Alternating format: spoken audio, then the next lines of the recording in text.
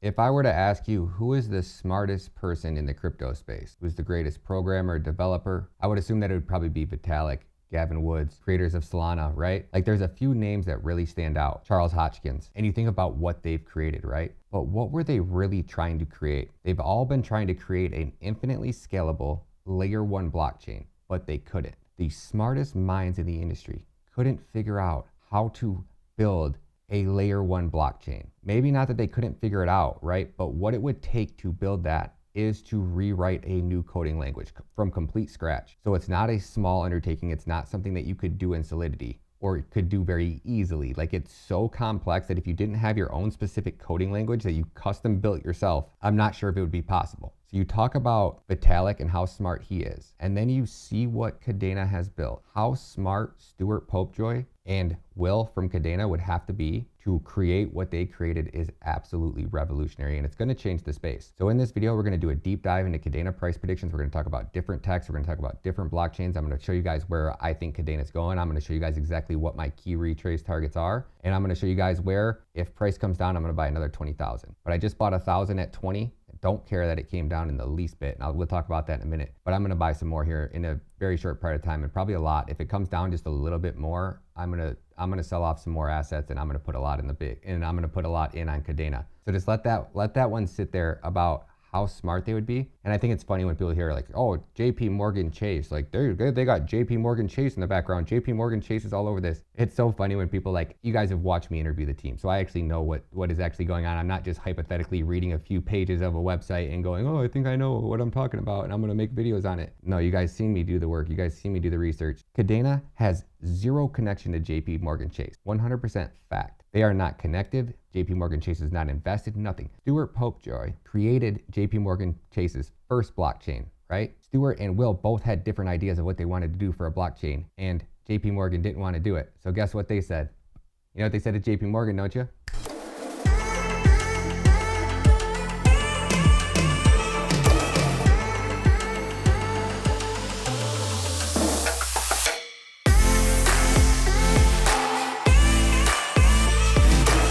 So yeah, it's gonna be so funny because you're gonna hear people trying to say like Jpmorgan this or Chase this or they got bank, they got this. They don't, guys. He used to work. He created Jpmorgan Chase's first blockchain. So outside of actually working at there, that would be like say like right, like if I built my own blockchain, it's connected to Ford because I used to program. I used to be a controls engineer at Ford. Like that's the dumbest shit ever. It's so funny. They try to like every single blockchain is going to be coming after Kadena. Every single big YouTuber that's heavily invested in things like Ethereum, Polkadot, right? Like they're gonna all be trying to discredit, but you're gonna watch what's gonna happen, what's gonna unfold over the next months. You're gonna watch CADX blow every other DEX launch out of the water. In my personal opinion, I bet CADX breaks every single record for TVL because I'm gonna be right here holding your guys' hand. I'm gonna show you guys exactly how I'm crushing it on Radium. I'm gonna show you guys how I crushed it on BSC. I'm gonna show you guys how I've been yield farming on all these platforms, and I barely even know what I'm doing. And I've been crushing it, guys. Like my Solana portfolio that I was using on Radium is up like 20% in like 11 days. So maybe even more than that, 30. It's in whatever it was in that video that I made for you guys the other week. But like, so all these other people that are heavily invested in Ethereum and heavily invested in and don't have their bags packed on Kadena or are thinking about it, right? Like if I'm a big YouTuber, I'm gonna try to, and I didn't get the chance to pack my bags on Kadena, I might pretend like it's a little, you know, who knows, right? Hopefully that it keeps retracing like it is now, and then I'll pack my bags, and then it's all of a sudden it's a different story, right? Like they are not connected to Jpmorgan Chase. Like they are on a whole different level. So before I overtalk it, if you come over here and you go to explorechainweb.com/mainnet, take a look at this, guys. Am I not the only one who thinks that this is just like mind-blowingly cool? These are 20 different blockchains that all run in parallel, and literally they all can connect to each other. They all communicate to each other. Like if I move my mouse over here, I click on any one of these, like you can instantly see like what transactions were in that chain. You can see the difficulty, you can see the transactions, you can see circulating coins, you can see the hash rate. So like it's just so freaking cool to me. So if we jump over here to Kadena's roadmap, let's talk about what's coming up. So wrapped KDA on Ethereum. That is freaking huge, guys. Like now you'll be able to seamlessly transfer assets and move assets from Kadena right onto Ethereum and vice versa. Like that's a really big. So they're in the design phase of building their lending platform. That's gonna be freaking off the hook. We already know that we have CADX launching. I have an interview with the CADX team here in a couple hours. NFT projects. So they're going to have new NFT projects that are actually in progress. New developer grant program that they're actually working on. So Kadena fiat on-ramp, partner identified. Ooh, that sounds like a stable coin. Now here's a really cool one. Kadena's sustainable mining infrastructure. So this is something that Kadena kind of one-ups on everybody else. Because of the Kadena Foundation, and don't quote me on this, I'm not a pro at this, I don't know a lot, but from what I understand, they have the ability, because of the Kadena Foundation, to basically incentivize, like literally pay miners, or if you mine in a certain sector or you're using renewable energy, or maybe you live in a certain area that's where you obviously are using renewable energy. Not sure how they're actually going to verify that you're actually using sustainable energy, but if you mine green, there's going to be a way for you to get like bonus rewards. So they're going to incentivize other miners to basically mine green. Where Bitcoin, you know, anybody can plug in a miner and mine anywhere, and yeah, you can on Kadena, but they are going to literally incentivize you to mine green. That's a game changer. So the Ethereum bridge launch is going to be in progress. Wrap Kadena in progress. Testnet bridge to CeeLo, testnet bridge to Terra, testnet bridge to any additional EVM chain. What? Kadena's website revamp, Kadena's website relaunch, ambassador program revamp, Kadena launching Kadena merchandise store October 2021. Unfortunately, I don't think we got any Kadena merch because I want some. I'd buy some. I was literally just looking for it a minute ago. So Ledger wallet support. I assume that just means that you're going to be able to hold your Kadena in a Ledger wallet, which a lot of people use. And I've done a lot of interviews and I've, you know, fiddled around with quite a few crypto wallets. And honestly, I personally like the web wallets better, or I just like the pieces of metal. You know, this is normally how I protect my keys. Get stainless steel, inscribe in your passwords or stamp them in. I use stamps. I get the metal stamps and pound them in with a hammer. Don't leave home without your tools, boys and girls.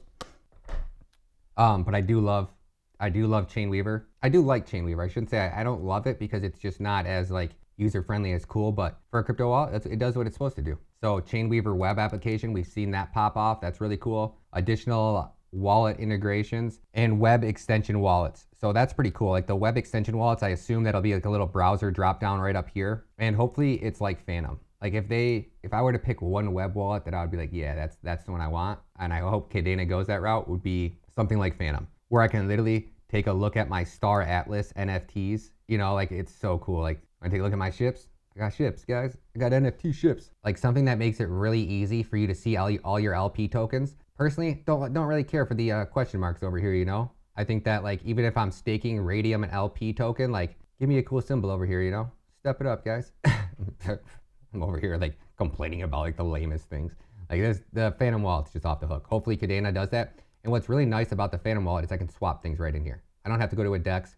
Now I do have to go hunt down some gems on those DEXs because they're not always integrated with the Phantom wallet, but we'll see. Really want to see Kadena merch pop off. So now the next thing I want to talk about is pack developer tutorials. And I've been telling everybody that's in my community, the industry is in such dire need of engineers that if you spend like 16 weeks, maybe like 3 months practicing and learning how to code in Solidity, and you can actually code in Solidity, you can write your own ticket. You can become a senior engineer on a project, and senior engineers are making $500,000 a year. So I pretty much taught myself how to become a controls engineer, right? I was working in the automotive industry and I was working my way up. I was going to school and I had the opportunity to work with our skilled trades department, our programmers, our engineers. So anytime I had downtime or anytime I had spare time, I was like looking over the corner anytime like the machine would break down and they'd be over there like in the PC, like trying to navigate and figure out what line of code, what was broken, what switch wasn't working, what output or input wasn't on. I was just able to just like stand over their shoulder and be like, oh, hey, what'd you just do there? Hey, what'd you just do there? Hey, what'd you do there? Like on top of the fact that I had YouTube at my disposal. So when I would be driving home from work, I'd be listening to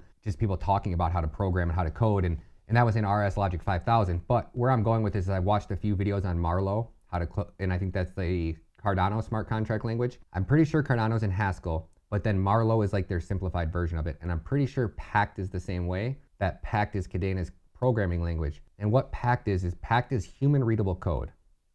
So when you're actually coding something, it codes it in human readable code. And when you run that or you test that line of code, if there's any error, it literally tells you right where your error is at. And because it's in human readable code, you can actually see what that error is. Now don't quote me on that either, but you can quote me on the fact that programming in Pact is 100, if not 1,000 times more efficient and more effective than programming in Solidity. So you have a blockchain that is infinitely scalable.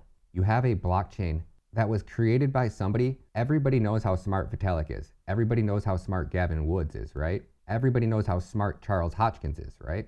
But if you talk about the smartest people in the crypto industry, they were not able to solve the blockchain trilemma. Not the Avalanche, not the Solana, not one blockchain besides Kadena. So when I interview Will and I hear the guy talking, I don't even think I really realized that he was the one who created Chainweb. And then talk about Stuart Popejoy, Kadena's CEO.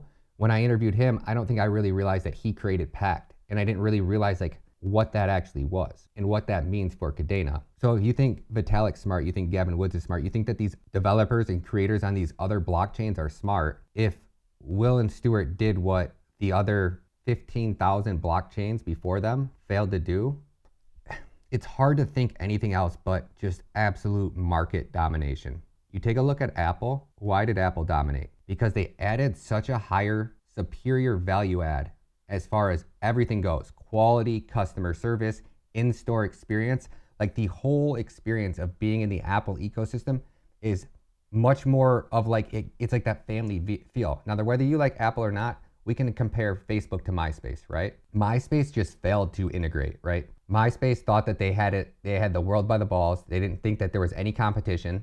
So they failed to innovate. Ethereum right now desperately wants to innovate, and we see them trying to innovate. But even once they innovate, if I'm able to program in a coding language 100 times faster than you, if I were building on Ethereum and I had a team of engineers, if it took that team of engineers 1 month to build and deploy and code one dApp or one lending platform or one borrowing platform, that exact same team engineers with the same exact experience could program and deploy 100 different dApps on Kadena. So whether you guys love Ethereum or you love Solana or you love whatever, mark my words, they won't be able to compete with Kadena. It's just that simple. The only thing that Kadena doesn't have is a DeFi ecosystem up and running right now. They don't have a DEX, but both of those are in the works. They don't have any NFT projects built. They're only listed on KuCoin. But guess what? They have A, B, C, D, E, and F all in play. So literally, like, we're waiting on Polkadot's parachain auctions, or they might have just started, right? And that's going to be developing because then people can start building on top of Polkadot. Like, think about the first time you guys heard about Polkadot. Think about Cardano smart contracts, right? We've been waiting on Cardano smart contracts since 2017. And the price of the Cardano just slowly grow. And then every time there's an update or something big or an announcement, right? All of the attention goes to Cardano, price skyrockets up, but they launched those smart contract platform and they didn't have a piece of coding, right? So the Web3 applications couldn't communicate to the blockchain. All these DEXs are ready to go, but nobody could click the button. It couldn't communicate. The website could not communicate to the blockchain, from what I understand, but don't quote me on that. With Kadena, you just won't be able to compete against them. Now, maybe I'm overlooking it. Maybe I'm too bullish on this coin, but it's been literally, how many coins have you guys seen me talk about on this channel? So many. Hundreds, if not thousands and thousands of coins. So since 2017, I probably researched, 500 to 1,000, like deep diving into all of these different cryptos to the point where and I tell everybody in my squad this, like even when Doug came on the channel and he was like doing his thing and he was training me and teaching me, like I was excited. But when he was telling me like Kadena is infinitely scalable and we can do all this, like I was like, okay, bro, like, yeah, dude, that's sweet, And then even when I made a price prediction video, I called Kadena to 250, called it down to 140, did not buy. Invited Doug on the show, brought Doug on the show. That got my interest, that got me really intrigued. So then I went in and started doing more research and I really started to understand like kind of what I was looking at. So that's when you guys see me buy like, I don't know, like 5 or 6 or 7 grand worth of Kadena at like $1.40. I bought some at like $1.38. I bought some more at $1.47. I bought some more at $1.59. I bought some more at $1.69. And then that's when it really started to run. And then then it hit like $4 and everybody's like, oh, it's, we don't buy the pump, don't buy the pump. And I was like, oh, you guys cannot buy the pump. I'm going to go and sell 70% of my portfolio. I'm going to put as much money on Kadena at $4 as humanly possible. And I just kept stacking and stacking. And then it got to $6. And my buddy's like texting me, he's like, hey man, it's like, should we wait for Kadena to retrace? I'm like, I mean, you guys can, I'm not. And I just put more money into it. And you guys just saw me do it at 21. I just put another $1,000 into it. And I got roughly almost 15,000 coins of Kadena. So it's like, people are trying to like say like Kadena is overvalued at $20. And I don't think that they really realize what can happen. So let's take a look at these charts. So when I talk about like growing an ecosystem, an evolving ecosystem, like this is what brings a ton of money into an ecosystem.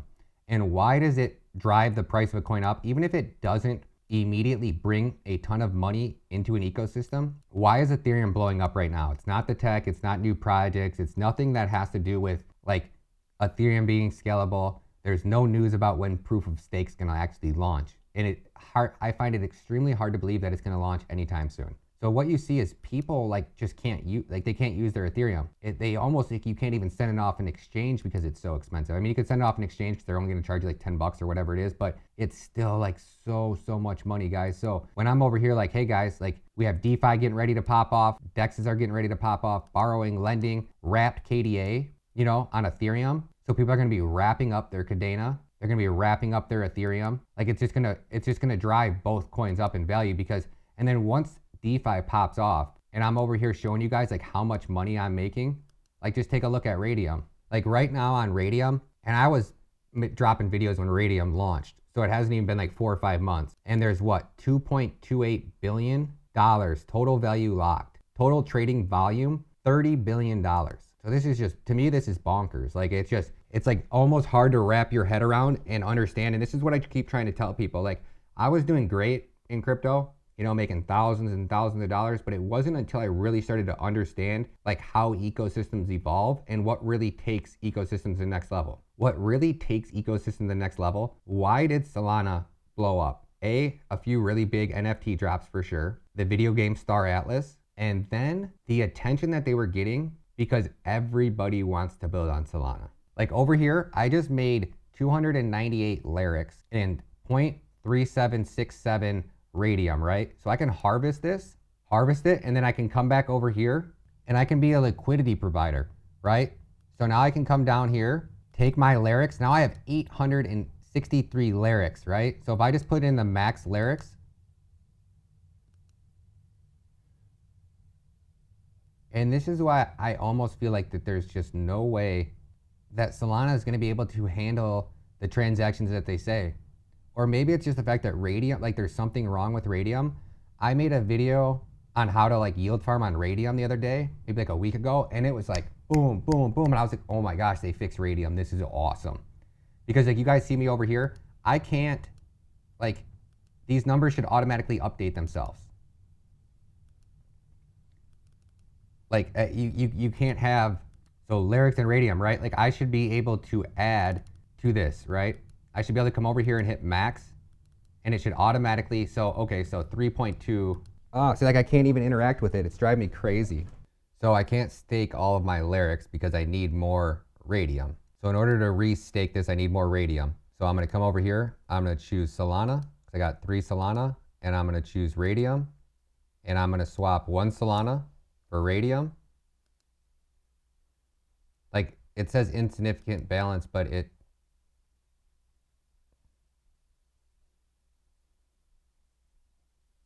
oh, that's add liquidity.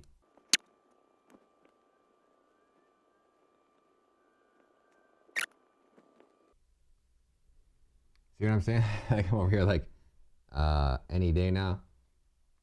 I hit this part because my screen's recording. I started trying to do this and I haven't even been able to stake 1 pair and it's been 22 minutes. It took me 22 minutes over here on Radium, and I went and grabbed a cup of coffee too, so maybe 15 minutes. I've been just like trying to swap tokens. Like, so what we can see right now is we can take a look and we can jump over here and we can see like Bitcoin's mempool.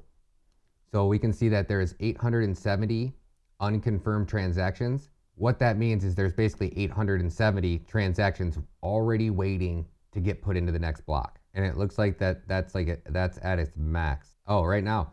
Oh, you can see it changing. How sweet is that? So previous block, right, was 870 or whatever it was. This one was 323. So anytime you're basically your blockchain, your mempool is on a wait, that means your blockchain is at capacity. Makes it really, really hard to scale. So I'm really curious to see like what this Taproot upgrade does. I wish I knew more about Bitcoin and what these upgrades and everything meant. I'm just now starting to learn how you can actually analyze and see if a blockchain's actually at capacity or not. Because when you have transactions that are waiting to get put into the next block, in theory, your blockchain's kind of at capacity.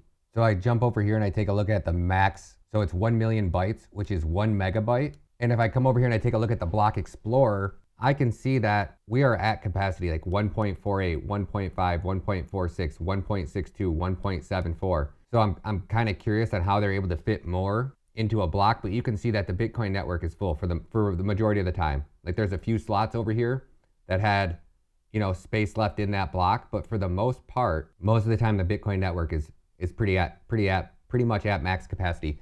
And we know that Ethereum is. And how you can kind of tell that is when the fees start to go up. So we just started to see the actual fees going up on Binance Smart Chain, which means Binance Smart Chain is at capacity or very close to it. So it's going to be very interesting to see all these blockchains, like how they said that they could scale infinitely. And I definitely think technology is going to evolve. So I think that maybe just because they're at max capacity now doesn't mean that there's not going to be some type of innovation or some type of tech that actually makes them faster. But for now, it seems like a lot of these, you know, proof of stake blockchains that were supposed to be so much faster, so much cheaper, and all of these things are now really starting to, you know, hit max capacity, especially with all these NFTs. And that's probably what a majority of it comes from, right? Like CryptoKitties did it to Ethereum, and it's just kind of like been this never-ending circle. So we talk about a coin like Kadena, and with this tech and how they can infinitely scale, and what infinitely scale means is they have all of these parallel chains running side by side, and that's what we're looking at here. The next push up, like say all these chains got full, right? Say we can only fit 1 megabyte of, you know, data into each block. When chain 1 gets at capacity, you still have 20 more chains. So then when all 20 chains get to 50% capacity, what do? They're gonna go to 50 chains. And that's what's gonna be really exciting. Then to 100, then to 1,000,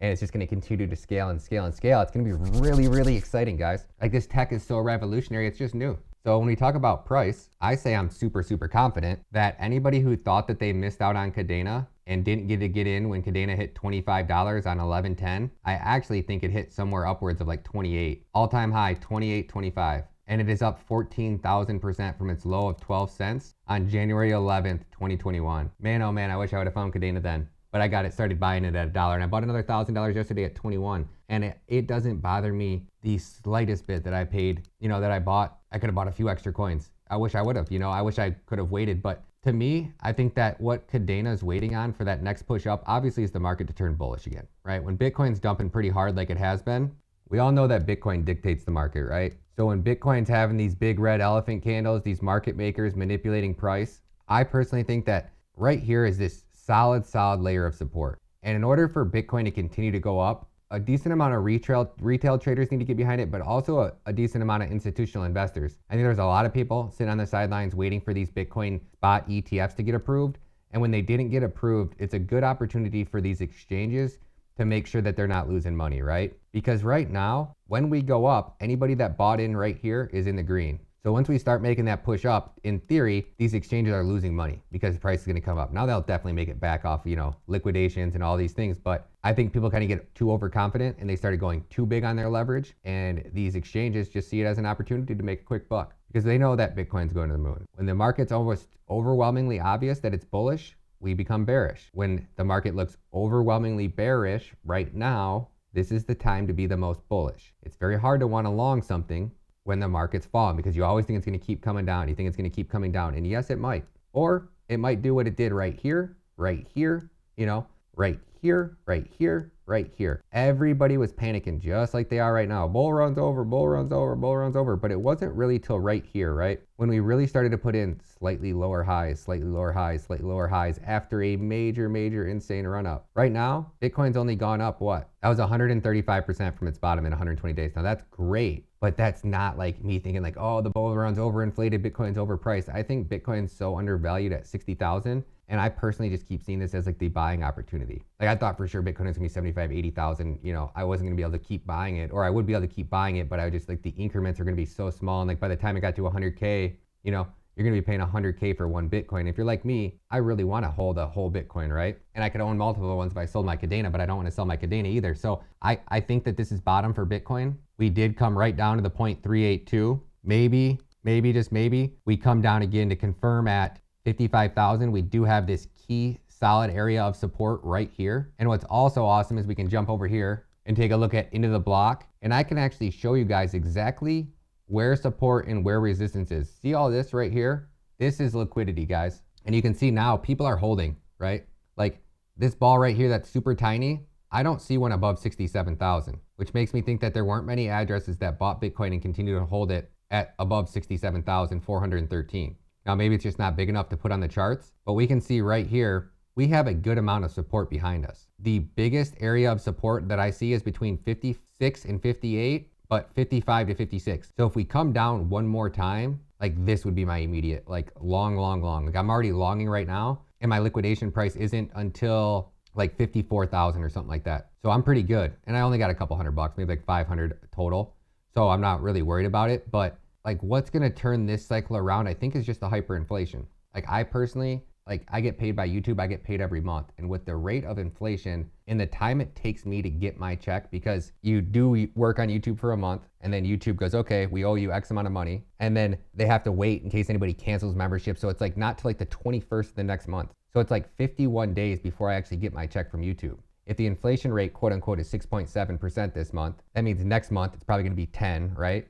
So by the time that I actually get my check from YouTube, the amount of my check is the same, but what I can buy with that, I lose about 10% of my purchasing power because our government's just printing. So we just seen them pass that $1.7 trillion infrastructure bill. Well, guess what? Guess where that money's gonna come out of? Your paycheck. It may not come out directly, but every time the government prints money, they are legally stealing your money. You now have to work harder. You now have to go get a second job. You now have to go work overtime because you can't even afford to buy gas. Gas is up over 100% in the last year. 100%, guys. That's not right. Like that's really bad. Everything's going up so much in price and it costs you so much more to live. Apartment rent, where my dad's boss owns half of Canton, they raise their apartment rent for new people that are leasing 2% every month. That's 24% a year. It is crazy how fast everything is going up. Your employer might give you a raise, but because the government prints and prints and prints, you're not really getting a raise. You're actually still losing money. So it just blows my mind, like how long until people start to wake up and start to say like, hey, no more spending, guys. Like if our government can't figure out how to live, within their means, I don't really know. So do I think Bitcoin's gonna keep coming down? Do I think this cycle's over? No. I think that when we saw Bitcoin hit that 58, 59, that every big millionaire that's watching the money in their bank just go down and down and down. How do you not buy Bitcoin? If you know nothing about crypto, the first thing you should probably be buying is Bitcoin. Bitcoin should make up 30, if not 50, the maxis claim at a minimum 80. That way, no matter what, you're guaranteed to be successful as a crypto investor. Now, those aren't my words, and this is for entertainment purposes only. I'm not a financial advisor. I never advise that you buy, sell, trade, or hodl any cryptocurrency. I'm just kind of trying to show you guys. So if this is bottom for Bitcoin, what does that mean for Kadena? These are still my targets for Kadena. I haven't changed anything. Nothing's changed, right? And you can see right here, as far as like the 0.618, this line right here, that would have been my most bearish of retrace targets. So if I remove all these drawings and I were to fib this out right here, those are your three key retrace targets. You got one at 19, you got one at 18, 17, and you got one more down here at 14. Do I think Kadena is gonna make it down to 14? I'm not sure. I can't be certain. I bought more at 20 something. If it comes down to 14, I will sell another like $4,000 or $5,000 of other assets and buy more Kadena, 100%. But what I like about it coming down and everybody that's panicking that bought up here at 28 or, up here at 24 and prices coming down, like Bitcoin just plummeted, right? So of course it's gonna bring everything down with it. And Kadena doesn't have that DeFi popping. They don't have NFTs. They don't have a lot of things that are about to turn on. So if you did not add Kadena to your portfolio, this is your DCA schedule, guys. Like this will probably be the last time that if the market turns around and goes up from here and Bitcoin doesn't keep dumping down, which I don't think it's gonna, just like looking at how fast it went back up almost $1,000, I would say that the market is bearish enough that this is the time. Let's check out RSI levels, right? Because that's where it's really key, right? Is Bitcoin RSI at a really low level? Wowzers, look at Kadena on the daily chart, guys. That is bullish divergence right there on the daily too. I can't believe I haven't looked at Kadena's RSI in so long. Holy cow, that's awesome. This coin's it's so bullish for daily RSI on a coin. Oh my gosh. And there's your bullish divergence on Bitcoin right there. Bam. Price over here putting in lower lows. And what do you have on RSI? And what do you have over here on price? Price putting in higher lows. You guys can see, it's like so clear as day. Here's our low on price down here at 57,000. This next low is at 58,000, right? So you have price putting in higher lows and you have RSI putting in lower lows. So the second that this prints and you see a little push up there and we have that V, that will be your bullish divergence. And that's why I say RSI is such a good indicator because it's a leading indicator. My bullish divergence hasn't even printed yet, but I can be pretty confident that that was bottom. Now, We can also jump onto like a 5-minute time frame, and you can see it right. It'll be right here. This is exactly what you want to see, guys. I mean, it doesn't get much better than that. That was definitely bottom for Bitcoin, guys. Like the times when we were day trading like every day and we made all of that money, like this is how we did it, right? We would wait to catch the falling knife, and we just caught it right there. Bam, baby. Look at that. RSI double bottoming and price putting in lower lows on the 5-minute. That was bottom for Bitcoin. Very, very confident. And I nailed a long right down there. My first long was open at 58,000. My last one was at like 59,100. I posted just on Twitter a minute ago about it. So if you guys haven't seen my Twitter post on it, swing over to Twitter, hit that follow button. And anytime I'm longing or doing any actual trading, I'll try to post my trades over there. I don't take too many trades now. I'm kind of just hodling and like stacking up Kadena and, you know, hunting down these low cap 100x gems that just, they're not even on a chart, you know? Ooh, look at that on Kadena too, guys. See it right there? Boom. Like, and this is even better. Like, this is my absolute favorite divergence, bullish divergence right there. Boom. Price puts in a drastically lower low. And what's RSI doing? RSI in the 5-minute on Kadena is even bullish. Bam, baby. Let's go. All right, all right. So as long as no big whale sells or pumps and dumps the market, I'm pretty confident that we're going to go up from here. Now, I've been wrong. I'm the best, most woke, empty house, family-friendly, PG-13. Never have I ever called Bitcoin wrong. My price predictions are 100% accurate. And I hope you guys have a great effing day, guys. Love you, squad.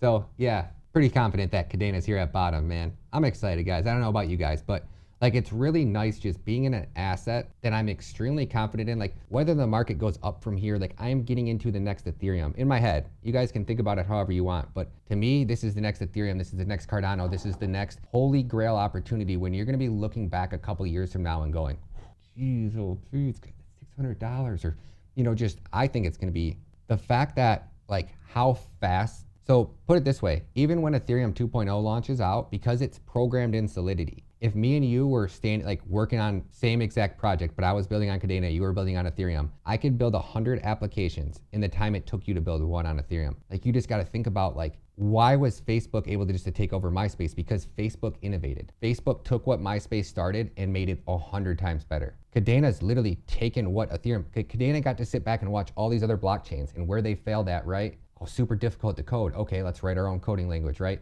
Like, oh man, like it sucks reading computer readable code. Okay, let's make human readable code, right? These are all the bottlenecks for scalability. Okay, we have to be able to scale. Can we do it? Boom, boom, boom.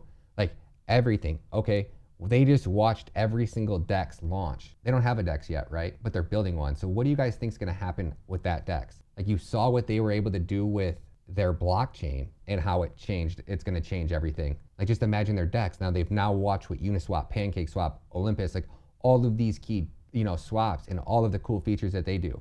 And they're literally custom building it. And I would almost guarantee they just have a massive team working on it. Just keep my money in an asset that may or may not hit a bottleneck scale because they all said that they're scalable and they're all going to do these things, or, you know, become a Kadena maxi like me. And, you know, that's it, guys.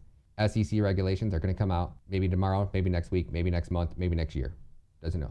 But when they do come out, proof of stakes are going to be in trouble. So maybe this is the beginning of the Black Swan event. Maybe like insiders know that the SEC is getting ready to drop this hammer and that's what's dumping price down. Maybe SEC doesn't do anything and just sits on their hands and we see somebody like India or any other country that makes pro regulations for pro crypto and really supports crypto. And what's cool about it is we see like the city of Miami crushing it. We now see the New York mayor like getting ready to go in, right, on crypto. We've seen Texas go in full send crypto. So we've seen all of these different states starting to be pro crypto, right? So if the SEC chooses to regulate this in the wrong way, you're going to have mayors, senators, governors all back in Bitcoin, all wanting to see Bitcoin thrive. And we see Kadena just chopping up right here. Let's go, guys. So Kadena the Moon, love you guys. I'll try to keep you guys updated on Kadena. You guys know I'm gonna be super big on this. I got an interview with CADX, the Kadena swap right now in 30 minutes. I got Dan from Flux coming back on again. We're going to talk about coin requests and how they're kind of, you know, launching, or they already have launched like the PayPal of crypto, or the Square, where they're going to have payment processing. So they can do exactly what Square does, and you can do it all through Flux for like fractions of a penny. No more PayPal fees, no more outrageous bank fees, no more all of these things. Like crypto's changing the entire world, guys. So people might want to be bearish. People might say that Bitcoin's going down, but they say that every time Bitcoin's going down. And what does Bitcoin do? Maybe it comes down a little bit more. Maybe it doesn't. Maybe it goes and just full sends from here. because the market was pretty dang bullish about it a week ago. You guys remember that, a couple days ago? And now all of a sudden Bitcoin's kind of hit a peak, and now everybody's, oh, Bitcoin's crashing. Oh. Dude, you guys got to be willing to buy in the bear, guys. Or in the, like, when we hit that peak before and like people talk about buying dips, I was just like I try so hard. You don't buy the dips after a full send blowing off like insane. Bitcoin runs up. Like if Bitcoin runs up to 250,000 and then starts to pull back, like those are the dips I don't buy. But when I still feel like the market's like the most undervalued, hyperinflation's about to set in, like when people want to do something with their cash, but their cash is just holds no value, like they're going to start buying crypto, right? Like it's just a matter of time before people start to wake up, like the Gen Z generation, and goes, yeah, like I'm not going to go into a work that pays me in fiat, because by the time I get my paycheck, I've lost, and it's only at 10% right now, or 6.7, quote unquote, because they legally, on their website, it says justifiable manipulation. We didn't like the inflation number, so we're just gonna tip that scale and change a few things. Oh, now it's 6.7%. But if they would have been calculating it the way they used to, it would have been over 10, and people would be freaking out. Like 10%, people are literally fleeing countries because your government is stealing from you guys. Somebody commented on my thing, like, people aren't trying to flee a country when inflation hits 10%. Why would you want to be living in a country where your government is printing so much money that you are losing 10%? You realize that in the United States, we're already paying about 30 to 40% in taxes a year. So you add a 10% inflation rate on that in a year? Jeez, oh Pete's, man. People are crazy, guys. It just blows my mind. We got to get our shit together. Love you guys. Can't wait to see you guys next video. Peace.